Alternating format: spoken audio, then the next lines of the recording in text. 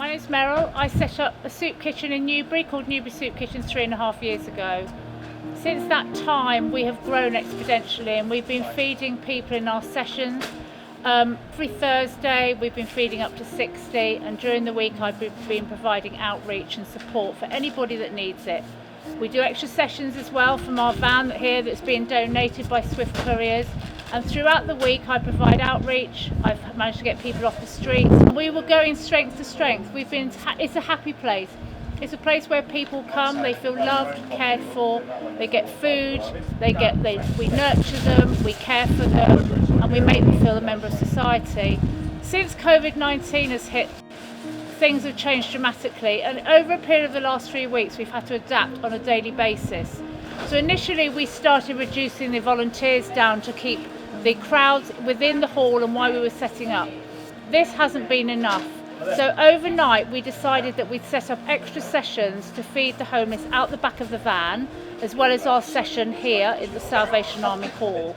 The Salvation Army have been really kind and given us this hall for nothing, and we've run happily from here for the last 3.5 years. So today is our last day of the soup kitchen, unfortunately, and things are slightly different. Normally we would have people lining up and then going into the hall at 6 o'clock, where they'd sign themselves in and be able to mingle and sit down, have a chat with each other and with the other volunteers here. Because of what's going on today, we're having to line up and take our social distancing into effect. Today, rather than being here and just meeting everyone, we have been inside preparing snack bars, hot noodles, all the essentials as well, toiletry bags. Today I've been sorting out the pet food, so bagging up dog food and cat food, ready for our four-legged friends that sometimes visit the soup kitchen. We've had to go to a takeaway service very quickly because of obvious reasons of not being able to have up to 100 people, which is volunteers and clients, in a small hall at any one time. And that was working really, really well until we started to realise that the clients were coming and taking the food, which we've put up in a takeaway service, but they were not going away. And over the last few weeks we've recognised that the clients have been coming out to us for food and hanging around, and of course they've not been really recognising the issues for social distancing and self-isolating.